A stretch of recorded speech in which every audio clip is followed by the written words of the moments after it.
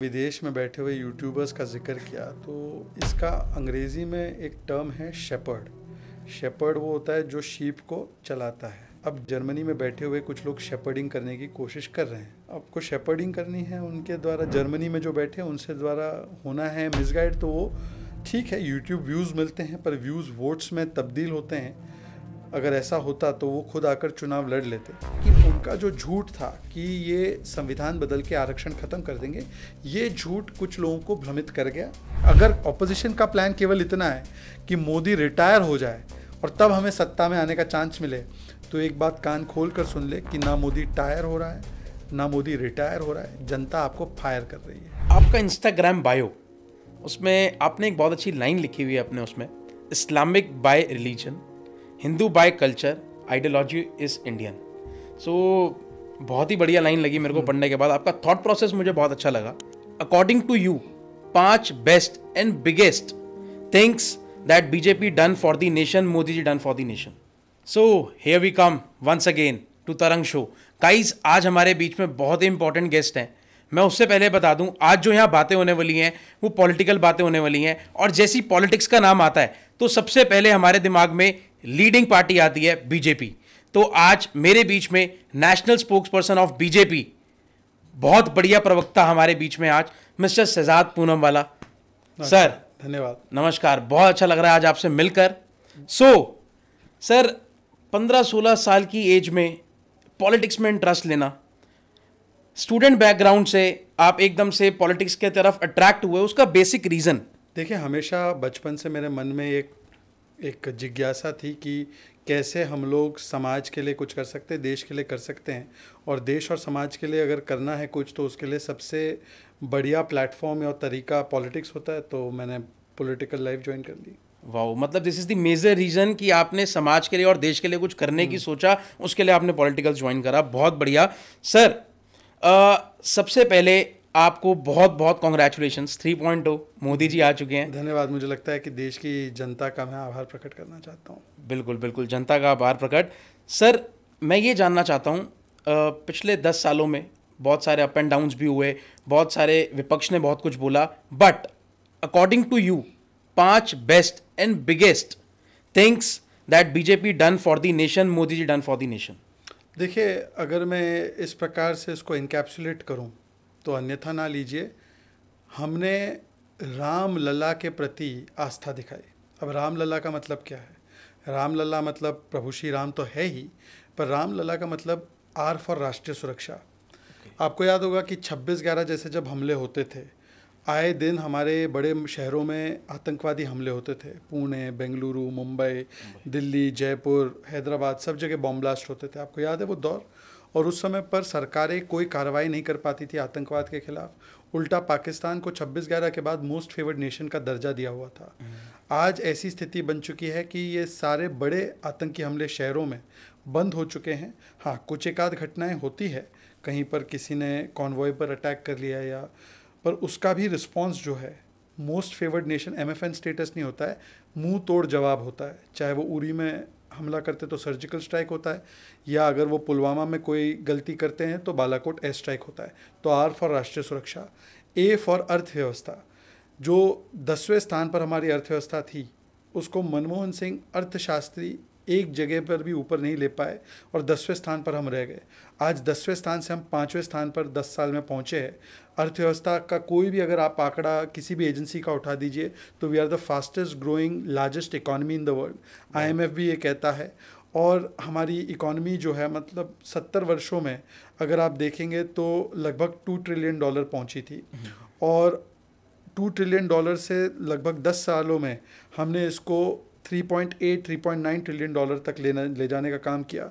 तो मतलब ऑलमोस्ट दुगनी ग्रोथ हमने 10 वर्षों में की जितनी 70 वर्षों में हुई। तो ये ए फॉर अर्थव्यवस्था। M फॉर महिला सशक्तिकरण। हमने बेटी बचाओ बेटी पढ़ाओ से लेकर नारी शक्ति वंदन अधिनियम तक, महिलाओं के बचपन से लेकर वो जब तक एक सीनियर बनती है उनके लिए हर जगह पर पॉलिसी इंटरवेंशन किया।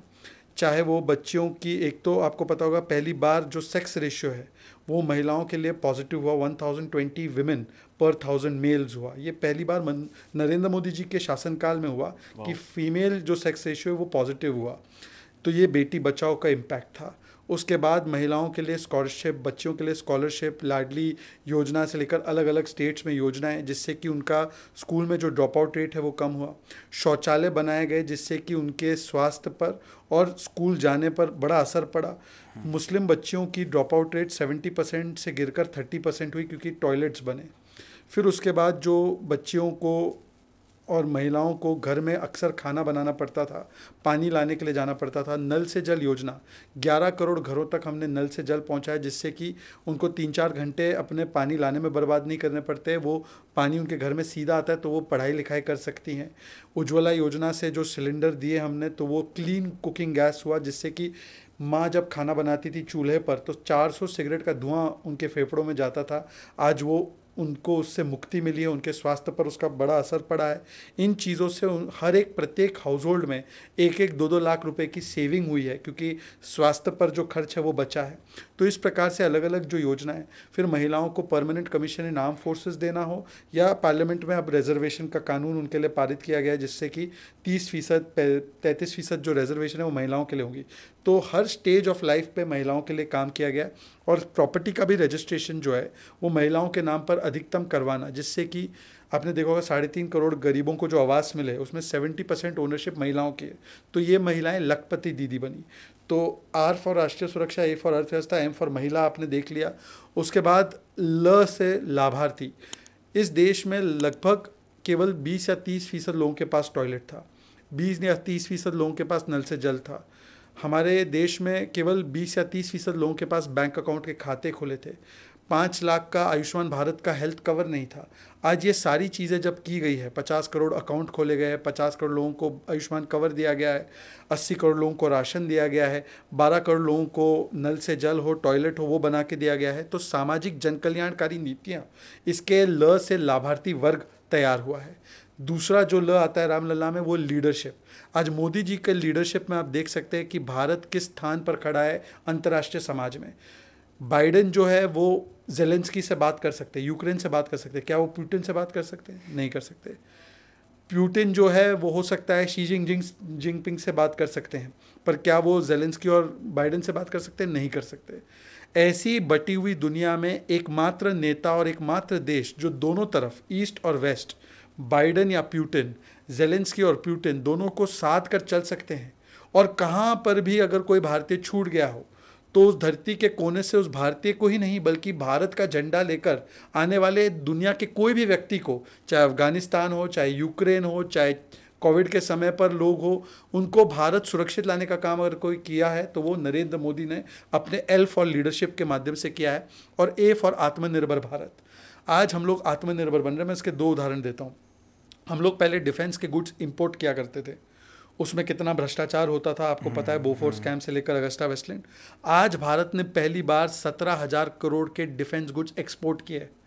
हमारी मेड मिसाइल्स, भारत की मेड मिसाइल, भारत की मेड असॉल्ट राइफल्स, भारत के राइफल्स, भारत की जो डिफेंस गुड्स है वो अन्य देश खरीद रहे। क्या आपने कभी ऐसा सोचा था ऐसा होगा? दूसरा, भारत पहले इंपोर्ट करता था, मोबाइल फ़ोन इंपोर्ट करता था, टेक्नोलॉजी इंपोर्ट करता था। आज भारत में बनी 5G टेक्नोलॉजी दुनिया में जा रही है। ये हमारी आत्मनिर्भरता का प्रतीक है। टॉय इंडस्ट्री 70-80% चाइना से डोमिनेटेड था। आज भारत ने उस इंपोर्ट को कम किया है और भारत के बने टॉयज़ दुनिया भर के शेल्फ्स में जा रहे हैं और भारत एक मैन्युफैक्चरिंग हब बन रहा है। आईफोन का भी आपने देखा होगा, सैमसंग का भी, गूगल पिक्सल फ़ोन का भी सबसे बड़े मैन्युफैक्चरिंग प्लांट्स यहीं नोएडा, ग्रेटर नोएडा में सेटअप है। तो ये आत्मनिर्भरता, तो इस प्रकार से रामलला पर जो काम हुआ है, और रामलला का मतलब ये भी है कि विकास के साथ विरासत को साधा है। चाहे वो प्रभु श्री राम की धरती अयोध्या हो, चाहे वो काशी विश्वनाथ धाम हो, चाहे वो उज्जैन का महाकाल लोक हो, चाहे वो सोमनाथ हो, चाहे वो अलग अलग सनातन केंद्र हो, उन सभी पर काम किया गया है। तो विकास और विरासत के लिए काम किया, इसलिए जनता ने वी से विश्वास जताया है। बहुत सारे लोगों का मानना है कि इस बार बीजेपी के अंदर बहुत ज़्यादा कॉन्फिडेंस था, 400 पार का। बीजेपी पर्सनल सीट्स की अगर बात करें लगभग 240 की सीट्स, और 2014 और 19 से कंपेयर करा जाए उसके मुकाबले कम था। और ये चेहरा, ये सबके चेहरे पे नज़र भी आ रहा था। सो आई हैड एन इंटरव्यू, मैंने आपका भी देखा था और शिधांशु त्रिवेदी जी का भी देखा था। वो बोल रहे थे जिस इंसान की डिस्टिंक्शन आ रही थी वो अगर थोड़ा सा कम नंबर लेके आएगा तो उसके चेहरे पे थोड़ा सा नमी तो होगा। नहीं, देखिए ऐसा है कि हम लोगों ने हमेशा से अपने लक्ष्य को बहुत ऊंचा रखा है। वो कहते हैं ना, aim for the stars, you at least reach the tree top या रूफ टॉप। तो हम लोगों ने निश्चित रूप से एक ऐसा लक्ष्य रखा था, और ये 10 साल के बाद अगर एक सरकार को फुल मेजॉरिटी, क्योंकि एनडीए प्रीपोल अलायंस में चुनाव लड़ी थी, ये सबसे ज़्यादा सीटें पाने वाला प्रीपोल अलायंस है देश के इतिहास में। देश के इतिहास में जो भी प्रीपोल अलायंसेस बने हैं इससे पहले, उनको इतनी सीटें हासिल नहीं हुई है। हमारा आज प्रीपोल अलायंस जो है वो 303 सीट के साथ है। तो इतना बड़ा मैंडेट मिला, जनता के विश्वास से हम लोगों ने फिर से सरकार बनाई 10 सालों के बाद। इस केवल वही नहीं, ओडिशा में हमारी पहली बार राज्य में भी सरकार बनी और हमने ओडिशा स्वीप किया। अरुणाचल प्रदेश में फिर से दूसरी बार हमारी सरकार बनी है, कांग्रेस वहाँ पर समाप्त हो चुकी है। सिक्किम में हमारे अलायंस की सरकार बनी। आंध्र में हमारी अलायंस की सरकार ने स्वीप किया। आंध्र में हमारे लोकसभा के एमपीज भी चुन के आए, हमारी राज्य सरकार भी बनी है। अब मैं आपसे पूछना चाहता हूँ, मध्य प्रदेश में हमने स्वीप किया 29 और 20, डोमिनेट किया है। हाँ, डोमिनेट। गुजरात में 24 और 25, दिल्ली में 7 और 7, तेलंगाना में हालांकि कांग्रेस की सरकार है फिर भी हमने वहाँ पे 8 सीटें पाई है। हमने डोमिनेट किया है उत्तराखंड 5 और 5, हिमाचल जहाँ पे उनकी सरकार है 4 और 4। इसके बावजूद भी अगर उनको लगता है हमारा परफॉर्मेंस खराब है, और कांग्रेस पार्टी को 14 स्टेट्स में 0 सीट्स मिली है, 0, 16 स्टेट्स में उनके वोट गिरे हैं, तो अगर उनको लगता है हमारा 10 साल के बाद बुरा परफॉर्मेंस है, तो वो एक बार कल्पना कीजिए, यूपीए 1 बनी, 145 सीट्स थी कांग्रेस की, वो मॉरल स्टैंडिंग के साथ थे। यूपीए 2 बनी, कांग्रेस की 206 सीट थी 2009 में। आज 10 साल के बाद हमारी 240 सीट है। इंडी अलायंस की सारी सीटें मिला लो, उनकी 234 से हम 240 है। तो मुझे लगता है कि थोड़ा सा तो उनको विवेक से सोचना चाहिए कि वो क्या कह रहे हैं। सर खाली ना उनके मन में जो रहा हमने यूपी में ये कर दिया। अच्छा सर, यूपी की सीट्स कम हुई, उसका मुख्य कारण आप क्या समझते हो? और मेजरली जो सबसे बड़ा इस समय का टॉपिक रहेगा वो है अयोध्या की सीट। सबसे पहले तो अयोध्या की कोई लोकसभा सीट नहीं है, फैज़ाबाद की लोकसभा सीट है। और फैज़ाबाद की लोकसभा सीट में मुझे जहाँ तक मेरी जानकारी है, if I am not mistaken, 5 Vidhan Sabha seats आती है। उसमें एक विधानसभा की सीट का नाम है अयोध्या। उसमें ज़रा चेक कर लीजिए, अयोध्या में हम लोगों की लीड है। ओके। बाकी 4 विधानसभा में हम हारे हैं। ओके, ये चीज़ नहीं पता लोगों को। तो अयोध्या वासियों ने भी, ना अयोध्या ने, ना किसी ने हमारा साथ छोड़ा है। हम बहुत कृतज्ञ हैं कि हमारे लिए जितने भी लोगों ने उत्तर प्रदेश में वोट किया उसके प्रति, और हम लोग बड़ा सम्मान देते हैं। और चाहे अगर कोई लोग वोट ना भी करते तब भी हमारा सम्मान पूरा है उनकी तरफ। अब महाराष्ट्र की बात करूँ मैं, इंडी अलायंस और एनडीए अलायंस, आपको पता है कुल अंतर कितना है वोटों का पूरे महाराष्ट्र में, जहाँ पे हमारी परफॉर्मेंस इतनी अच्छी नहीं रही? 2 लाख वोट। ओके। वैसे ही अगर हमारा 1% वोट बढ़ जाता ना, सिर्फ 1%, ओनली 1%, तो बीजेपी की 60 सीट्स बढ़ जाती। तो देखिए, ये बात सच है कि उत्तर प्रदेश में और महाराष्ट्र में हमें कुछ सेटबैक हुआ है, पर उसका ये एनालिसिस निकाल देना कि इसने हमें छोड़ दिया, उसने हमें छोड़ दिया, अब आप पूछिए कारण क्या है? कारण जो पूरे देश में यूनिफॉर्मली मुझे दिखाई देता है, ये मेरा व्यक्तिगत एनालिसिस है।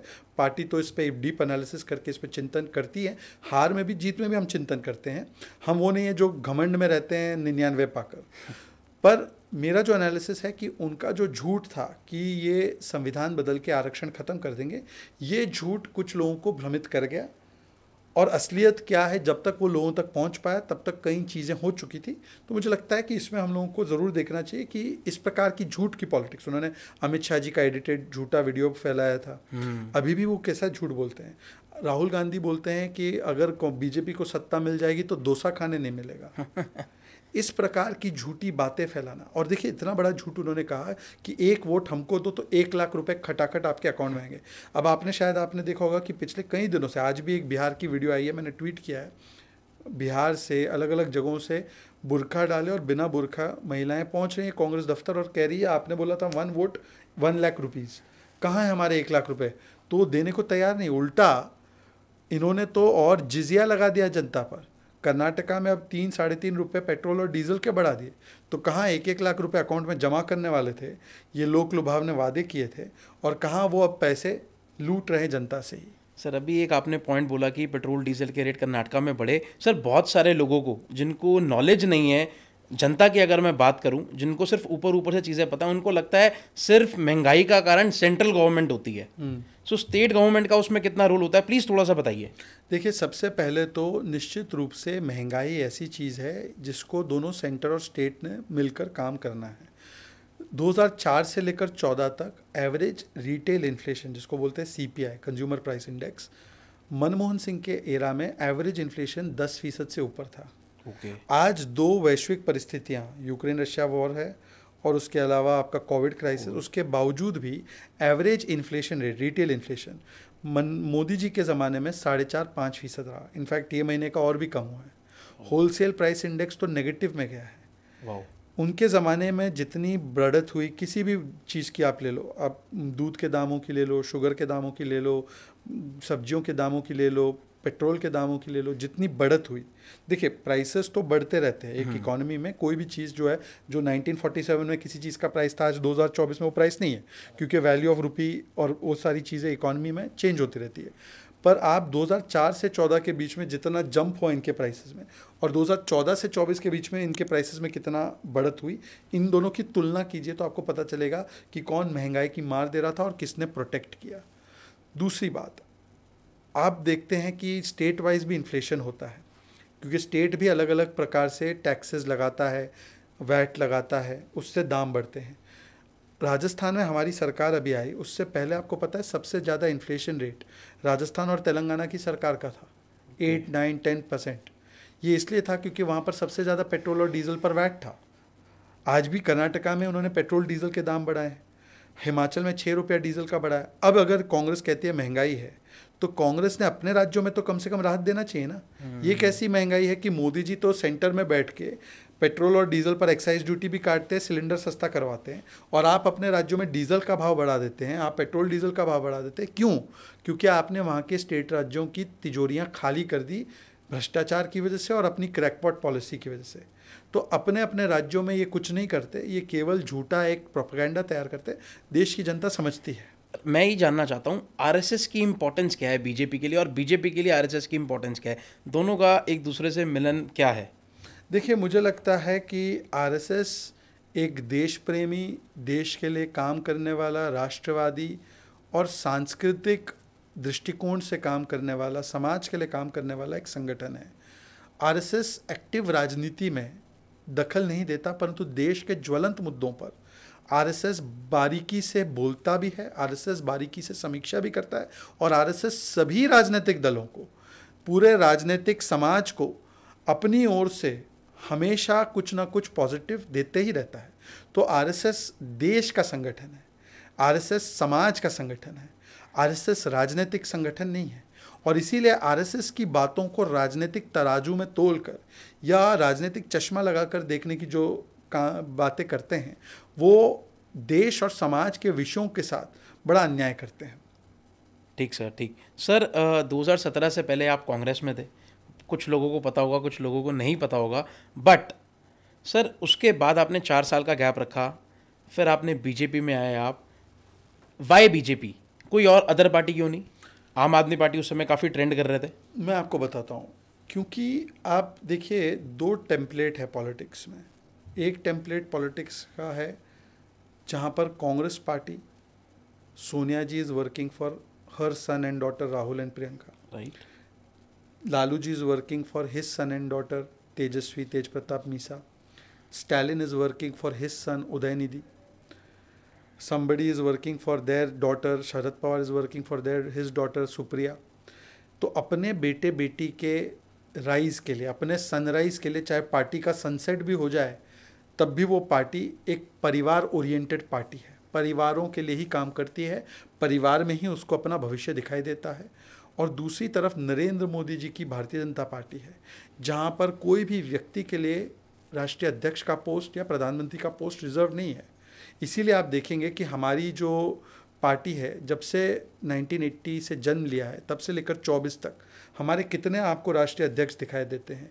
वाजपेयी जी थे, मुरली मनोहर जोशी जी थे, अडवाणी जी थे, जनकृष्ण मूर्ति जी थे, वेंकैया नायडू जी थे, गडकरी जी थे, राजनाथ सिंह जी थे, फिर उसके बाद जेपी नड्डा जी, अमित शाह जी थे, और आगे भी अध्यक्ष जो होंगे वो जेपी नड्डा जी के, अमित शाह जी के सुपुत्र पुत्र नहीं होंगे।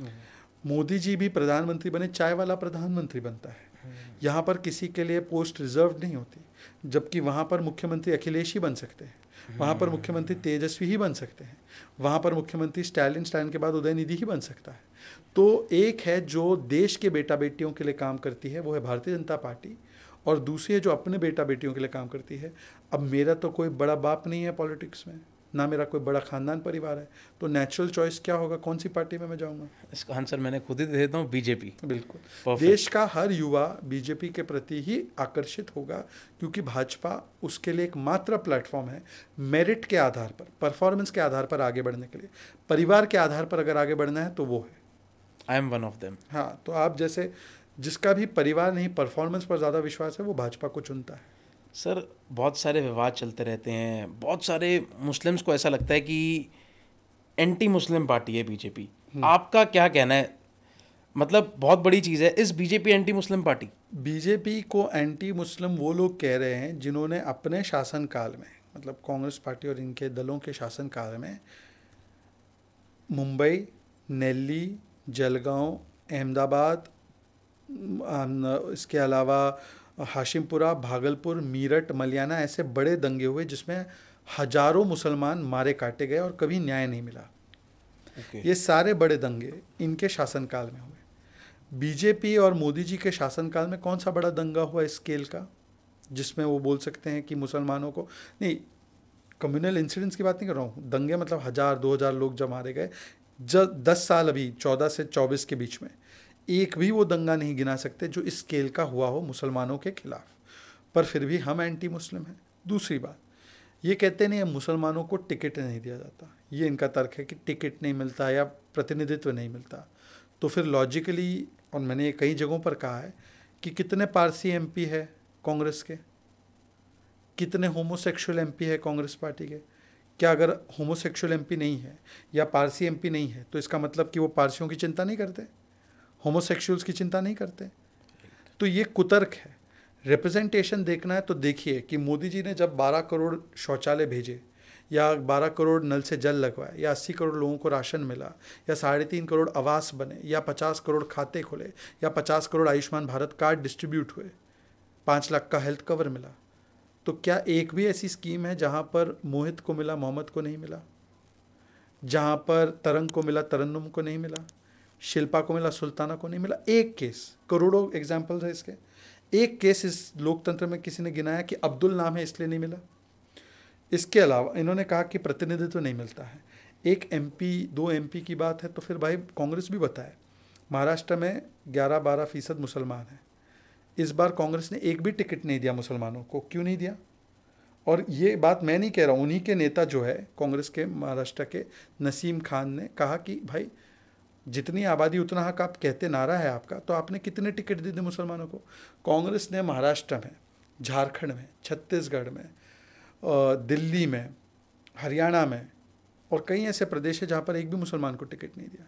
328 सीटों पर कांग्रेस चुनाव लड़ी, कुल मिलाकर 22 या 23 सीटों पर मुसलमानों को टिकट दिया, उतने भी नहीं, उससे भी कम शायद, या लगभग, या उससे कम ही थे।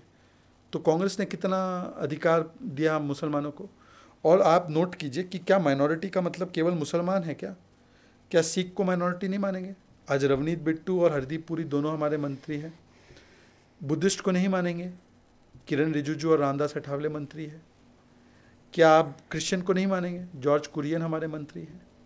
आप कहते हैं मुस्लिम एमपी नहीं है, हमारे गुलाम अली खटाना पहाड़ी समाज से आते, जम्मू कश्मीर के बकरवाल समाज, उनको सांसद बनाया, क्या उनको नहीं मानेंगे क्योंकि वो पसमानदा है क्या? और प्रतिनिधित्व ये केवल होता है क्या? हमारे जब 2014 में सरकार हमारी बनी, आईबी डायरेक्टर थे आसिफ इब्राहिम, मोदी जी चाहते तो उसको चेंज कर सकते थे, देश के मुसलमानों पर भरोसा था इसलिए आसिफ इब्राहिम कंटिन्यू किया, उनको फिर बाद में स्पेशल एनवॉय बना के भेजा। हमारे देश के यूनाइटेड नेशंस के परमानेंट रिप्रेजेंटेटिव, उनका नाम था सैयद अकबरुद्दीन, जो एमईए के पहले स्पोक्स पर्सन भी थे। मुसलमान, भारत का मुसलमान भारत का प्रतिनिधित्व भारत दुनिया की सबसे बड़े पंचायत यूनाइटेड नेशंस में कर रहा था।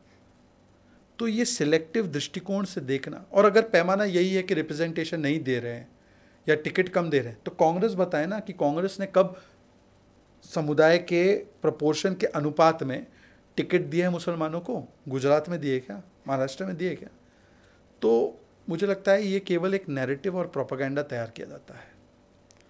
सर, इस समय अगर देखा जाए BJP is the leading party, और जो बीजेपी के सबसे बड़े फेस हैं वो मिस्टर नरेंद्र मोदी जी हैं, our prime minister. Sir, after mister Narendra Modi who will lead the BJP? बहुत सारे लोगों के मन में ना ये डाउट है कि हम अभी से अपना वोट चेंज कर लेते हैं, कल को ऐसा ना हो बीजेपी मोदी जी नहीं रहे तो बीजेपी का क्या होगा, देश का क्या होगा? देखिए, मुझे लगता है कि जो सवाल का जवाब भविष्य के गर्भ में है वो तो भविष्य में ही पता चलेगा। पर हाँ, यहाँ पर एक चीज़ सुनिश्चित है कि यहाँ पर जो भी नेतृत्व होगा भारतीय जनता पार्टी का, वो मेरिट से निकल कर आएगा, वो टैलेंट और परफॉर्मेंस के बेसिस पे आएगा। आज की तारीख में प्रधानमंत्री नरेंद्र मोदी देश के प्रधानमंत्री अगले 5 वर्षों के लिए, तो मुझे लगता है कि हम लोग सभी लोग विकसित भारत का लक्ष्य लेकर चल रहे 2047 तक का, और मुझे लगता है कि उसको पूरा करने में नरेंद्र मोदी जी अपनी पूरी ऊर्जा जो है वो लगा रहे हैं। तो ये ऐसा सवाल है कि भाई, जिसको अंग्रेजी में कहते हैं, we will cross that bridge when we come to it.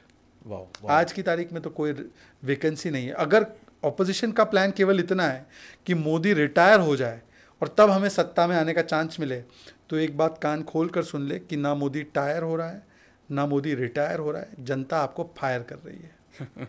बहुत बढ़िया सर। सर, एक दो सवाल और बस। आज के समय में मतलब बहुत सारे लोग हैं जिनके दिमाग में चलता है कि सिर्फ हम लोग बीजेपी को सपोर्ट कर रहे हैं, बीजेपी ऐसा दिखाती है कि वो राम मंदिर बना दिया, सिर्फ इसको ना लोगों ने सिर्फ धर्म से जुड़ी पार्टी बना दी है।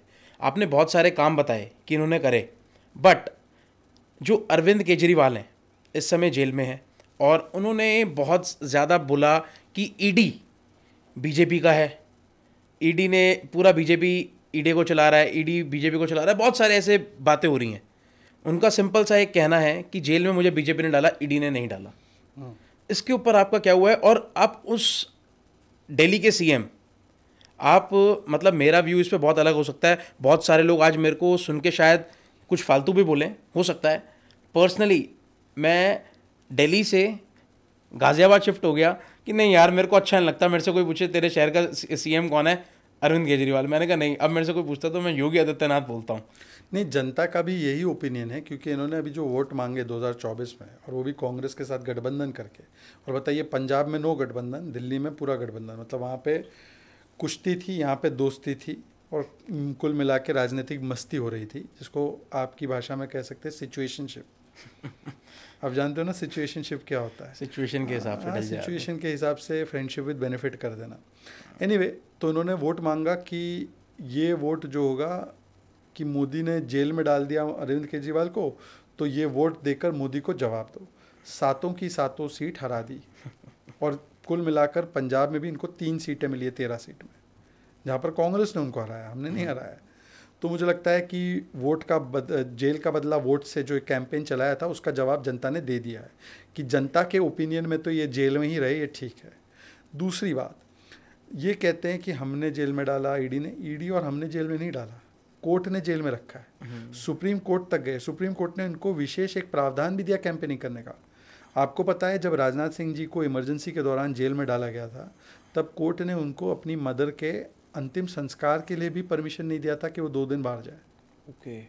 और आज ये लोग जो बेशर्मी से कहते हैं कि संविधान खत्म हो गया, लोकतंत्र पर हमला है, ये वो लोग हैं जो बंगाल में दीदी के साथ अलायंस करते, और अधीर रंजन चौधरी कहते थे बंगाल में दीदी डिक्टेटरशिप करती है, केरल में कहते हैं पिनराई विजयन डिक्टेटरशिप करते, दिल्ली में केरल लेफ्ट पार्टीज़ के साथ दोस्ती करते हैं, पंजाब में जब आम आदमी पार्टी खेरा को गिरफ्तार करती है तो कांग्रेस उनको डिक्टेटर बुलाती है और दिल्ली में दोस्ती कर देते हैं। तो ये इनका तानाशाही का डेफिनेशन भी चेंज होता रहता है। और क्या कोर्ट तानाशाही सपोर्ट कर रहा है? क्या कोर्ट जो है डिक्टेटोरियल पॉलिसी अलाउ कर रहा है? कोर्ट की बात एक केस में माननी है और कोर्ट की बात दूसरी केस में नहीं माननी है। कोर्ट की बात आपने इलेक्टोरल बॉन्ड में मान ली, और वही कोर्ट ने कहा ईडी सीबीआई ठीक काम कर रही है, तो आप उसको नहीं मानोगे। वो कहते हैं जेल में रहोगे, बेल नहीं मिलेगी, तो उसको नहीं मानोगे। तो ये सिलेक्टिव अप्रोच कैसे हो सकता है? और ईडी सीबीआई इतना ही ख़राब काम कर रही है, तो जब शराब घोटाले में कार्रवाई शुरू हुई तो कांग्रेस ही कहती थी छाती ठोक ठोक के कि हमने कार्रवाई करवाई है, हमारी शिकायत पे कार्रवाई हुई। फिर गठबंधन बन गया तो चुप हो गए। अब गठबंधन तोड़ दिया इन्होंने तो फिर से उसको भ्रष्ट कहने लगे। चरणजीत चन्नी ने पंजाब में ही कहा था कि ये केजरीवाल भ्रष्टाचारी है, क्योंकि वहाँ पे गठबंधन नहीं था। और यही आम आदमी पार्टी ने जब छत्तीसगढ़ के चुनाव चल रहे थे तो छत्तीसगढ़ में जो शराब घोटाला भूपेश बाघेल की सरकार कर रही थी उसके खिलाफ उन्होंने कहा ईडी ने गिरफ्तार करना चाहिए। तो ईडी दूसरों पर कार्रवाई करे तो चमत्कार, मुझ पर कार्रवाई करे तो मैं गुनहगार। ऐसे नहीं हो सकता। ये दिखाता है उनका दोगलापन। और लालू प्रसाद यादव 4 बार कन्विक्टेड है। चलिए, इनका तो कोई मामला नहीं बचता ना, ये तो 4 बार कन्विक्टेड कोर्ट के द्वारा है। लालू प्रसाद यादव कन्विक्टेड है कि नहीं, करप्ट है कि नहीं, आम आदमी पार्टी बताए। इसी को तो ये कहते थे ना, लालू भ्रष्ट है, सोनिया भ्रष्ट है, राहुल भ्रष्ट है, मुलायम भ्रष्ट है। और उन्हीं के साथ बैठकर अब कहते हैं कि नहीं नहीं हमारे ऊपर भ्रष्टाचार की कार्रवाई ना हो। तो कुल मिलाकर रामलीला मैदान में हमने देखा है कि सियासी धर्मांतरण हुआ है। ये झाड़ू से दारू तक, स्वराज से शराब तक, अन्ना से लालू तक, ये सियासी धर्मांतरण हुआ है इनका। इनके मुंह से निकला था, मैंने एक लाइन सुनी थी कि देश की मजबूरी है, बीजेपी को हटाना जरूरी है, मोदी और अमित शाह की जोड़ी को हटाना जरूरी है। नहीं, सत्ता की लालच ज़रूरी है, इसलिए जिनको भ्रष्टाचारी कहते थे उनके साथ बैठना अब मजबूरी है। परंतु देश के लिए मोदी मजबूती है, और इसीलिए आप लोगों को जो जवाब दिया गया है जनता के द्वारा, दिल्ली में 7 सीट पर 0। Amazing amazing sir. Sir, last but not the least, आपका इंस्टाग्राम बायो, जब मैं पिछले 1 महीने से आपको देख रहा था, चेकअप ऑन कर रहा था और मैं बहुत सारी चीज़ें देख रहा था, उसमें आपने एक बहुत अच्छी लाइन लिखी हुई है अपने उसमें, Islamic by religion, Hindu by culture, ideology is Indian. So बहुत ही बढ़िया लाइन लगी मेरे को पढ़ने के बाद। आपका थॉट प्रोसेस मुझे बहुत अच्छा लगा। सो इस लाइन का जो मेजर रीज़न है, बहुत सारे ऐसा भी हो सकता है जो इस्लामिक लोगों आपसे थोड़ी सी खता खाएं, पॉसिबल है, और बहुत सारे ऐसे लोग हैं कि आप हिंदू कल्चर को प्रमोट कर रहे हो। अभी मैंने आपसे बात करी, जब हम बैठे हुए थे, आपने बताया ये स्कार्फ असम से है, आप अलग अलग तरीके के स्कार्फ पहनते हैं, हर स्टेट से ऑलमोस्ट। तो आप हर समाज को मेरे हिसाब से आप इकट्ठा बांध के लेकर चल रहे हो, मुझे जिससे जो बहुत अच्छा लगा। तो आप लोगों को क्या बताना चाहोगे? देखिए, रिलीजन उसमें आप पैदा होते हो, बाय चांस होता है। आप तय नहीं करते कि किस रिलीजन में आपका जन्म होगा। राइट। आपके अगर माँ बाप हिंदू है तो आप हिंदू के रूप में जन्म लेंगे, अगर मुस्लिम है तो मुस्लिम परिवार में जन्म ले लिया। कल्चर वो चीज़ है जो आप स्वतः अडॉप्ट करते हो और अपने साथ रखते हो, और आपको अपना कल्चर कैसे रखना है वो आपके ऊपर निर्भर करता है। और कल्चर हम सभी लोगों का, चाहे हम जिस भी धर्म में जन्म लिए हो, वो सेम ही है। यहाँ पर जो हिंदू है या मुस्लिम है बाय फेथ या क्रिश्चियन है, उसका कल्चर जो है, उसको आप इंडियन कल्चर कहना चाहते हो तो इंडियन कहो, भारतीय कहो, हिंदू कहो, सब एक सिनोनिमस है। क्योंकि हिंदू की परिभाषा सुप्रीम कोर्ट ने तय की है, ये वे ऑफ लाइफ है। धर्म सनातन है, कल्चर हिंदू है, और वो सबका कॉमन कल्चर है। इसीलिए आप अगर कोई चीज़ नोटिस करेंगे कि कई सारे लोग एक दूसरे को ग्रीट करते करते भी कहते हैं राम राम सा। माँ अगर परेशान हो जाती है बच्चे से तो बोलती है हाय राम। ये हमारी कल्चर का हिस्सा है। राम केवल हमारे धर्म का नहीं, ये हमारी सांस्कृतिक और हमारे नैतिक आदर्श है, पूरी दुनिया के हैं। इंडोनेशिया मुस्लिम बाहुल है, वहाँ पर भी रामलीलाएँ होती है। थाईलैंड के राजा का नाम किंग रामा रखा गया है। तो राम केवल एक देश के, एक धर्म के नहीं, बल्कि वो पूरी ब्रह्मांड के आदर्श है। प्रभु श्री कृष्ण पूरी ब्रह्मांड के आदर्श है। तो केवल क्योंकि मैंने अपना धर्म बदल दिया, या तलवार की नोक पे या लालच से अलग अलग लोगों ने अपने अपने कारणों से धर्म बदले होंगे, तो क्या वो अपनी संस्कृति को, अपने आदर्शों को त्याग देंगे? कोई बाप ये चाहेगा कि उसका बेटा औरंगजेब बने? नेवर। पर हर बाप चाहेगा कि उसका बेटा राम बने। ये धार्मिक मामला थोड़ी है, ये तो मामला अपने संस्कृति का है। मुझे एक बाप दिखा दो, चाहे उसका नाम खान हो, चाहे उसका नाम कपूर हो, जो कहेगा नहीं नहीं मैं तो चाहता हूँ मेरा बेटा औरंगजेब बने। कोई नहीं बोलेगा, क्योंकि औरंगजेब की संस्कृति ये थी कि उसने अपने बाप को जेल में डाला, उसने अपने भाई के सर कटवा दिए। और राम की संस्कृति ये थी कि पिता के कहने पर वो बनवास चले गए, माँ के कहने पर बनवास चले गए, भाई उनके साथ चला गया, दूसरा भाई खड़ा रखकर शासन चलाते थे। और राम जी का वो आदर्श है। तो राम और औरंगजेब ये 2 टेम्पलेट है। कौन सा टेम्पलेट कोई भी व्यक्ति चुनेगा इस देश में? कोई ऐसा व्यक्ति नहीं है जो औरंगजेब वाला टेम्पलेट चुनेगा।